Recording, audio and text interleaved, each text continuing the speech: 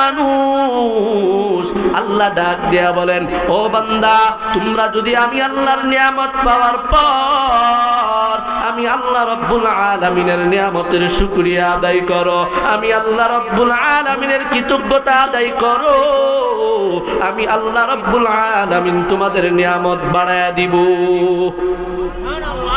আল্লাহ ডাক দিয়া বলে, গোলাম, তোমরা যদি আমি মালিকের নিয়ামত পাওয়ার পর, আমি মালিকের নিয়ামত উপভোগ করার পর আমি মালিকের শুকরিয়া আদায় না করো, আমি মালিকের কৃতজ্ঞতা আদায় না করো, যদি নিজে নিজে মাস্তানি করার চেষ্টা করো, আমি আল্লাহ রব্বুল আলামিন তোমার নিয়ামতকে ছিনায় নিব। ও বান্দা, শুধু ছিনায় নিব না, তোমার জন্য কাল কঠিন কিয়ামতের ময়দানে কঠোর শাস্তির ব্যবস্থা করে দিব। এরে মুসলমান, এ চাপারহাটের আব্বা জান, তুমি আমি সর্বদাই সম্পদ বাড়াইতে চাই, টাকা পয়সা বাড়াইতে চাই, ঠিক কি ঠিক না? ও মুসলমান, নিজের অর্থ সম্পদ বাড়াইতে চাই, কিন্তু মালিকের কৃতজ্ঞতা আদায় করতে চাই না, মালিকের শুকরিয়া আদায় করতে চাই না, ঠিক কি না? এ মুসলমান, দুনিয়ার ভিতরে যার যত টাকা সে তত বেশি চায়, যার যত সম্পদ সে তত বেশি চায়, যার একটা বিল্ডিং আছে সে বলে আমার আর একটা বিল্ডিং লাগবে, যার দুইটা আছে সে বলবে আমার আর একটা লাগবে। কথা বলেন ঠিক কি ঠিক না? শুধু আল্লাহর কাছে চাইতেই থাকে, আল্লাহর কাছে চাইতেই থাকে, কিন্তু আল্লাহর কাছে শুকরিয়া আদায় করতে চায় না। যদি আল্লাহ একটু অভাব দেয় তখন ডাক দিয়া বলে, আল্লাহ কি শুধু আমারই দেখে? কথা কয় না, কয় না, কয় না? যদি একটু বিপদে পড়িয়া যায় বলে আল্লাহ শুধু আমারই দেখে, যদি একটু রোগ বেশি হয়, যদি অসুস্থ একটু বেশি দেয় বলে আল্লাহ কি শুধু আমারই দেখে? আমার টাকা নাই, আমার বাড়ি নাই, আমার সম্পদ নাই, গরিব মানুষ, আল্লাহ শুধু আমারই প্যারালাইসিস দেয়, আমারই হার্টের রোগ দেয়, আল্লাহ কি আর বড় লোক দেখে না? কয় কি কয় না? যদি একটু আরাম এসে থাকে তখন কিন্তু মালিকের শুকরিয়া আদায় করতে চায় না, কৃতজ্ঞতা আদায় করতে চায় না। ও মুসলমান, আপনি আমি যদি মালিকের শুকরিয়া আদায় না করি, কৃতজ্ঞতা আদায় না করি, আল্লাহর কসম করে বলে যাই, ও লালমনিরহাট এলাকার মানুষ, ও চাপারহাট কালীগঞ্জের মানুষ, আল্লাহ পাক ডাক দিয়া বলে, বান্দা, তোমরা যত আমার কাছে শুকরিয়া করবা আমি আল্লাহ তোমার নিয়ামত তত বাড়ায়া দিব। ও বান্দা, কেমন শুকরিয়া আদায় করলে আল্লাহ নিয়ামত বাড়ায়া দিবে? ও মুসলমান, আল্লাহর কাছে কিভাবে শুকরিয়া আদায় করলে আল্লাহ তাআলা সম্পদ বাড়ায়া দিবে, আল্লাহ তাআলা রিজিক বাড়ায়া দিবে, হায়াত বাড়ায়া দিবে? ও মুসলমান, ওই রকম শুকরিয়া কেমনে আদায় করা লাগবে এটা জানার দরকার আছে না নাই? জোরে বলেন, আছে না নাই? এরে মুসলমান, ও চাপারহাটের মানুষ, একটু ভালো করে শোনো, আমার মালিক কোন শুকরিয়া বেশি পছন্দ করে? মাঝে মাঝে মনে হয় কিসের আনন্দ, কিসের এত হাসি উল্লাস, মাঝে মাঝে মনে হয় কিসের আনন্দ, কিসের এত হাসি উল্লাস, একদিন মরতে হবে, হতেই হবে লাশ, ঠিক কিনা? মরা লাগবে না একদিন? কথা বলেন, মরা লাগবে কি লাগবে না? মাঝে মাঝে মনে হয় কিসের আনন্দ, কিসের এত হাসি উল্লাস, মা বাবা ভাই বোন আছে যত স্বজন, আল্লাহু আকবার, মা বাবা ভাই বোন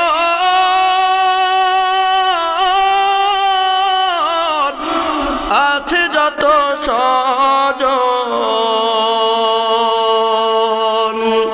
সব ছেড়ে যেতে যেতেই হবে, কোথায় হবে বসবাস। লা ইলাহা ইল্লাল্লাহ, লা ইলাহা ইল্লাল্লাহ, জবান খুলে লা ইলাহা ইল্লাল্লাহ।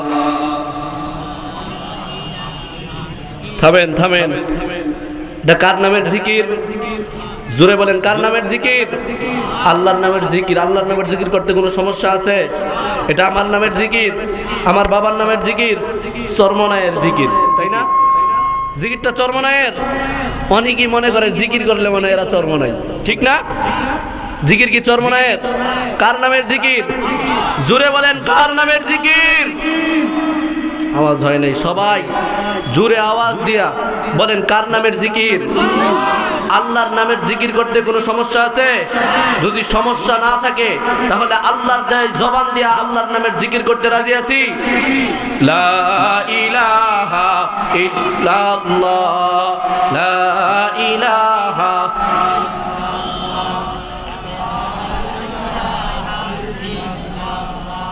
লা ইলাহা ইল্লাল্লাহু মুহাম্মাদুর রাসূলুল্লাহ। সকলে বলি সাল্লাল্লাহু আলাইহি ওয়াসাল্লাম। আলহামদুলিল্লাহ, আল্লাহ পাক রব্বুল আলামিনের দরবারে লাখ কোটি শুকরিয়া যে মহান রব্বুল আলামিন আজকের এই চাপারহাট টাওয়ার মার্কেট ফাতেমাতুজ জোহরা রাদিয়াল্লাহু তাআলা আনহা মহিলা মাদ্রাসার উদ্যোগে এত বিশাল এক তাফসীরুল কোরআন মাহফিলের আয়োজন করার তৌফিক দান করেছেন। এজন্য আমরা সকলেই শুকরিয়া আদায় করি। যেই মালিক এই মাহফিলে আপনাকে আমাকে আসার এবং বসার এবং উলামা ইকরামের জবান থেকে কোরআন হাদিস থেকে কথা শোনার এবং বলার তৌফিক দান করেছেন, এজন্য আমরা সকলেই অন্তরের অন্তরস্থল থেকে শুকরিয়া আদায় করি। সকলেই বলি আলহামদুলিল্লাহ। আরো জোরে আওয়াজ দিয়ে বলি আলহামদুলিল্লাহ। বলেন তো শুকরিয়া আদায় করলাম কার? আরো জোরে আওয়াজ দিয়ে বলেন কার? আল্লাহর শুকরিয়া আদায় করলাম। আল্লাহ পাক রব্বুল আলামিন পবিত্র কালামুল্লাহ শরীফের মধ্যে বলেন, লা ইন শাকারতুম লা আযীদান্নাকুম ওয়া লা ইন কাফারতুম ইন্না আযাবি লাশাদীদ। আল্লাহ পাক রব্বুল আলামিন জানায়া দেয়, দুনিয়ার ভিতরে আমার যেই বান্দা বান্দি আমি আল্লাহ রব্বুল আলামিনের নিয়ামত পাওয়ার পর, আমার যেই বান্দা বান্দি আমি আল্লাহর নিয়ামত খাওয়ার পর উপভোগ করার পর, আমার যেই বান্দা বান্দি আমি আল্লাহ রব্বুল আলামিনের নিয়ামতের শুকরিয়া আদায় করবে, আমি আল্লাহ রব্বুল আলামিন তার নিয়ামতকে বাড়ায়া দিব। আল্লাহ পাক আবারও বলেন, ওয়ালা ইন কাফারতুম ইন্না আযাবি লাশাদীদ। আমার যেই বান্দা বান্দি আমি আল্লাহ রব্বুল আলামিনের নিয়ামত পাওয়ার পর, নিয়ামত উপভোগ করার পর, খাওয়ার পর আমি আল্লাহ রব্বুল আলামিনের শুকরিয়া আদায় করবে না, কৃতজ্ঞতা আদায় করবে না, আমি আল্লাহ রব্বুল আলামিন তার নিয়ামতকে ছিনায় নিব। শুধু তার নিয়ামতকে ছিনায় নিব না, কাল কঠিন কিয়ামতের ময়দানে তার জন্য কঠোর শাস্তি জাহান্নামের ব্যবস্থা করে দিব। জোরে আওয়াজ দিয়া বলেন না নাউজুবিল্লাহ। এজন্য ও মুসলমান, ও পর্দার অন্তরালের আম্মা জান, আমরা যারা আজকের এই ময়দানে বসলাম, আমি আপনাদেরকে প্রশ্ন করতে চাই, আপনি আমি কি আমাদের নিয়ামত বাড়াইতে চাই না কমাইতে চাই? জোরে বলেন, বাড়াইতে চাই না কমাইতে চাই? এরে মুসলমান,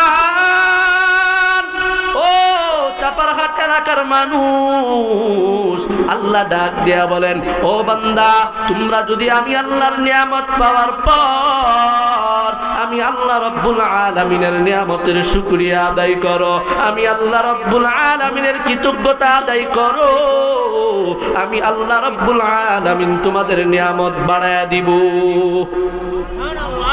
আল্লাহ ডাক দেয়া বলে, গোলাম, তোমরা যদি আমি মালিকের নিয়ামত পাওয়ার পর, আমি মালিকের নিয়ামত উপভোগ করার পর আমি মালিকের শুকরিয়া আদায় না করো, আমি মালিকের কৃতজ্ঞতা আদায় না করো, যদি নিজে নিজে মাস্তানি করার চেষ্টা করো, আমি আল্লাহ রাব্বুল আলামিন তোমার নিয়ামতকে ছিনায় নিব।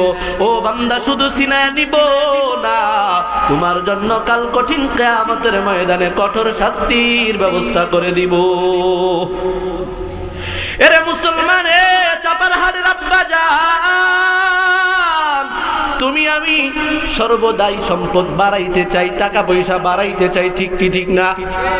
ও মুসলমান, নিজের অর্থ সম্পদ বাড়াইতে চাই, কিন্তু মালিকের কৃতজ্ঞতা আদায় করতে চাই না, মালিকের শুকরিয়া আদায় করতে চাই না, ঠিক কি না? এ মুসলমান, দুনিয়ার ভিতরে যার যত টাকা সে তত বেশি চায়, যার যত সম্পদ সে তত বেশি চায়। যার একটা বিল্ডিং আছে সে বলে আমার আর একটা বিল্ডিং লাগবে, যার দুইটা আছে সে বলবে আমার আর একটা লাগবে। কথা বলেন ঠিক কি ঠিক না? শুধু আল্লাহর কাছে চাইতেই থাকে, আল্লাহর কাছে চাইতেই থাকে, কিন্তু আল্লাহর কাছে শুকরিয়া আদায় করতে চায় না। যদি আল্লাহ একটু অভাব দেয় তখন ডাক দিয়া বলে আল্লাহ কি শুধু আমারই দেখে? কথা কয় না, কয় না, কয় না?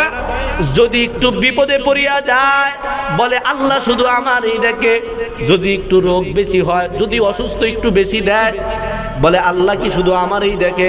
আমার টাকা নাই, আমার বাড়ি নাই, আমার সম্পদ নাই, গরিব মানুষ, আল্লাহ শুধু আমারই প্যারালাইসিস দেয়, আমারই হার্টের রোগ দেয়, আল্লাহ কি আর বড় লোক দেখে না? কয় কি কয় না? যদি একটু আরাম এসে থাকে তখন কিন্তু মালিকের শুকরিয়া আদায় করতে চায় না, কৃতজ্ঞতা আদায় করতে চায় না। ও মুসলমান, আপনি আমি যদি মালিকের শুকরিয়া আদায় না করি, কৃতজ্ঞতা আদায় না করি, আল্লাহর কসম করে বলে যাই, ও লালমনিরহাট এলাকার মানুষ, ও চাপারহাট কালীগঞ্জের মানুষ,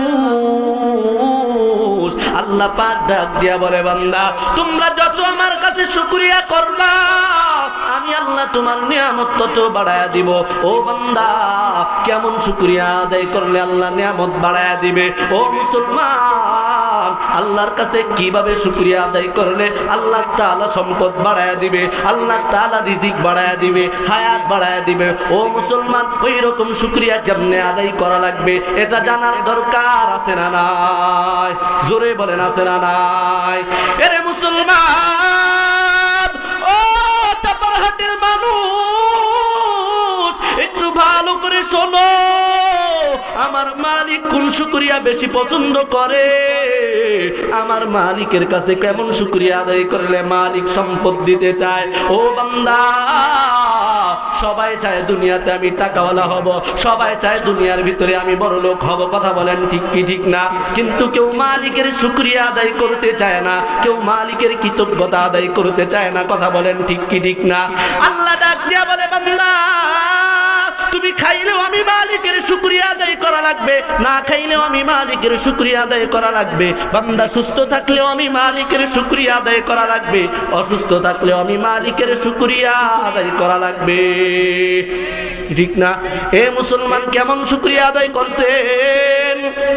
ওই জামানার পয়গম্বর মুসা আলাইহিস সালাতু ওয়াস সালামের জামানার দুইজন মানুষ, আমি এই ঘটনাটা বলি আপনাদের কাছ থেকে বিদায় নিব।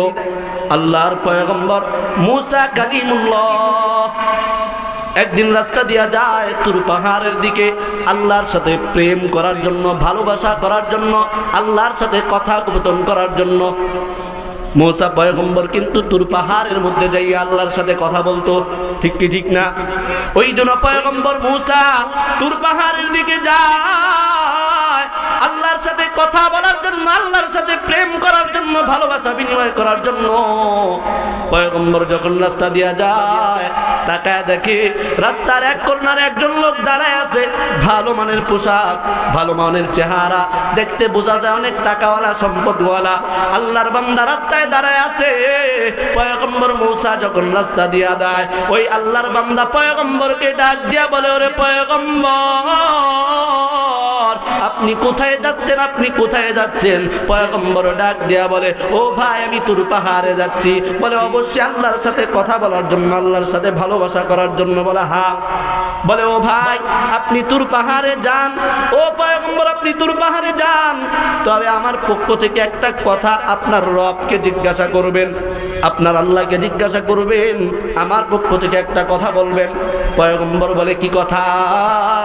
ও মুসলমান ভালো করে শুনবেন, কেমন শুকরিয়া মালিক পছন্দ করে, কেমনে শুকরিয়া আদায় করলে মালিক সম্পদ বাড়ায় দিবে, কেমন শুকরিয়া আদায় করলে মালিক নিয়ামত বাড়ায় দিবে। পয়গম্বরকে তখন ডাক দেয়া বলে, ও পয়গম্বর আসমান জমিনের মালিক আল্লাহ আমারে অনেক টাকার মালিক বানাইছে, অনেক সম্পদের মালিক বানাইছে। ও পয়গম্বর খোদার কসম করে বলি আমার কত সম্পদ, আমার কত টাকা পয়সা, কত বাড়ি গাড়ি আমি নিজেও জানি না। সুবহানাল্লাহ। পয়গম্বর ডাক দিয়া বলে তাহলে তো ভালো কথা। বলে তোমার কাছে ভালো কথা কিন্তু আমার কাছে ভালো না। ডাক দিয়া বলে কেন? বলে ও পয়গম্বর আমার কাছে আর সম্পদ হওয়ার মতো কোনো জায়গা নাই। কি আমার কাছে সম্পদ হওয়ার মতো আর কি নাই? জায়গা নাই। বলে আমি কি করব? ডাক দিয়া বলে ও পয়গম্বর আপনি আপনার মালিককে বলবেন, আপনি আপনার রবকে বলবেন, আপনার রব আপনার আল্লাহ যেন আমার সম্পদ কমায়া দেয়, আমার টাকা পয়সা কমায়া দেয়। বলে কিরে তুমি কি পাগল নাকি? কেউ কি টাকা পয়সা কমাইতে চায়নি? চায় কেউ টাকা পয়সা কমাইতে চায়? কথা কয় না, কথা কয় না সাফারহাটের মানুষ। কেউ কি চায় যে আমার টাকা পয়সা কমুক, বাড়ি গাড়ি কমুক, সম্পদ কমুক? কেউ চায়? সবাই চায় আমার বাড়ি হোক, ঠিক কিনা? পয়গম্বরকে বলে ও ভাই আমি তো বললাম আমার অনেক সম্পদ, আমার কত সম্পদ আছে আমি নিজেও জানি না। তুমি তোমার আল্লাহকে বলবা তোমার আল্লাহ যেন আমার সম্পদ কমায়া দেয়। সুবহানাল্লাহ। পয়গম্বর বলে ঠিক আছে আমি বলবো। পয়গম্বর তার কাছ থেকে বিদায় নিয়ে আবার যায়, একটু সামনে যাইয়া দেখে আরেকজন মানুষ জঙ্গলার কিনারে মাটির ভিতরে বসে আছে। তারপরে এমন কোনো কাপড় নাই, শুধুমাত্র লজ্জা স্থান ঢাকার জন্য তার কাছে ছিঁড়া ফাটা কিছু পোশাক আছে। ওই পোশাকগুলো গায়ে দিয়া সে ওই জঙ্গলার ভিতরে বসে আছে। যখন পয়গম্বর রাস্তা দিয়া যায়, পয়গম্বরকে ডাক দিয়া বলে ও জামানার পয়গম্বর মুসা তুমি তুর পাহাড়ে যাইতেছো? বলে হ্যাঁ আমি তুর পাহাড়ে যাই। বলে তুমি তোমার রবকে আমার পক্ষ থেকে একটা কথা বলবা। ও মুসলমান অনেক লম্বা ঘটনা সংক্ষিপ্ত করে বলতেছি। বলে কি কথা? বলে এই যে তাকায়া দেখো আমার গায়ে কোনো ভালো পোশাক নাই, ভালো কোনো জামা নাই, আমার বাড়িও নাই, ঘরও নাই, টাকাও নাই, সম্পদও নাই। তুমি তোমার রবকে বলবা, তুমি তোমার আল্লাহকে বলবা আমার যেন একটু নিয়ামত দেয়, আমার যেন একটু সম্পদ দেয়। ও মুসলমান লম্বা ঘটনা। এরকম ভাবে পয়গম্বর বলে ঠিক আছে। সে পয়গম্বর তার কাছ থেকে বিদায় নিয়ে তুর পাহাড়ে চলে যায়। তুর পাহাড়ে যাইয়া আল্লাহর সাথে প্রেম করিয়া, আল্লাহর সাথে ভালোবাসা করিয়া, কথা বিনিময় করিয়া পয়গম্বর আল্লাহকে এই দুইটা লোকের কথা বললেন। আল্লাহ পয়গম্বরকে জানায়া দিছে ও পয়গম্বর যাও যাও তুমি তোমার উম্মতদেরকে জানায়া দাও। পয়গম্বর মুসা যখন আল্লাহর কাছ থেকে বিদায় নিয়ে আবার তার বাড়ির দিকে রওনা করলো, তার গন্তব্যের দিকে রওনা করলো। পয়গম্বর যাওয়ার সময় ওই যে সর্বশেষ যার সাথে দেখা হয়েছিল, যার গায়ে কোনো পোশাক নাই, গরিব অসহায় একজন মানুষ, তার সাথে জঙ্গলার ভিতরে দেখা হয়ে গেছে। ওই লোকটা ডাক দিয়া বলে ও ভাই মুসা তোমার আল্লাহ কি বলছে? আমারে কি সম্পদ দিবেনি, আমারে টাকা পয়সা দিবেনি? পয়গম্বর মুসা ডাক দিয়া বলে ভাই আল্লাহ বলছে সম্পদ দিবে, টাকা পয়সা দিবে, কিন্তু একটা শর্ত আছে। বলে কি শর্ত? আমার রব আমার আল্লাহ বলছে তুমি নাকি মালিকের শুকরিয়া আদায় করো না, তুমি নাকি মালিকের কৃতজ্ঞতা আদায় করো না। আল্লাহ বলছেন তুমি মালিকের শুকরিয়া আদায় করো, মালিকের কৃতজ্ঞতা আদায় করো। আল্লাহ বলছে তুমি যদি শুকরিয়া আদায় করো আল্লাহ তোমার সম্পদ বাড়ায় দিবে। ওই আল্লাহর বান্দা তখন ডাক দেয়া বলে, রাগ হয়ে গেছে মূসার কথা শুনিয়া। বলে কি তুমি পাগল নাকি? বলে কেন? বলে আমার কিছুই নাই, পরার মতো কাপড়ও নাই, আমি কেন তার শুকরিয়া আদায় করব? আমি তার শুকরিয়া আদায় করতে পারবো না। সে যদি আমারে কিছু দিত, সে যদি আমারে সম্পদ দিত, নিয়ামত দিত, তাহলে আমি তার শুকরিয়া আদায় করতাম। সে আমারে যেহেতু কিছু দেয় নাই, আমি কোশ্চিন কালেও তার শুকরিয়া আদায় করব না।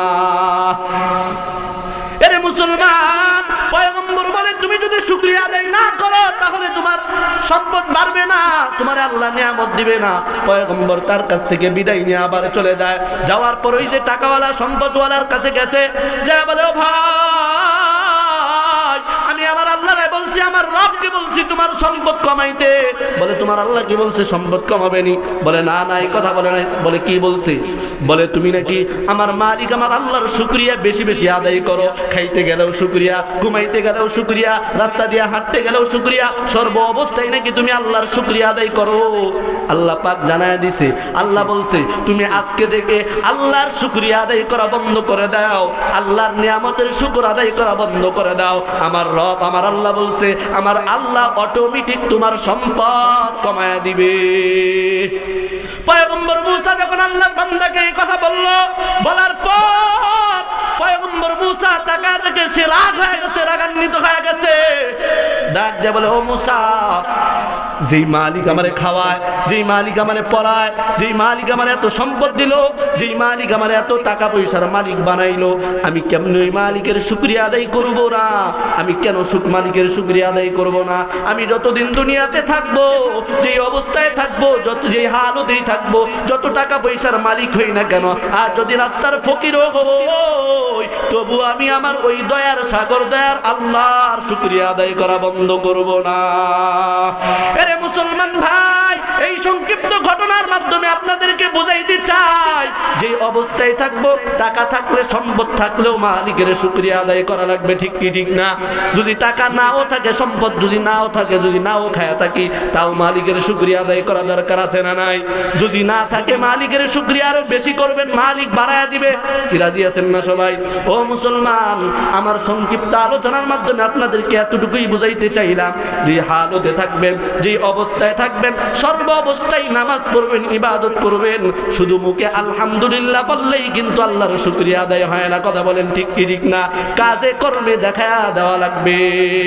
ও মুসলমান, আমরা যারা আজকে আসছি, আমি সকলকে অনুরোধ করব, সবাই সর্ব অবস্থায় যেখানেই থাকি, যে হালতে থাকি, 5 ওয়াক্ত নামাজ পড়ব, আর সর্বদাই মালিকের শুকরিয়া আদায় করব। কে কে রাজি আছেন? দুটো হাত উঠায় আল্লাহকে দেখায়া দেন। ওরে দয়ার মালিক, তাকায়া দেখো তোমার গোলামেরা তোমার শুকরিয়া আদায় করার নিয়ত করছে। আল্লাহ হাত উঠাইছে, তুমি তাদের হাত গুলারে কবুল করে নাও।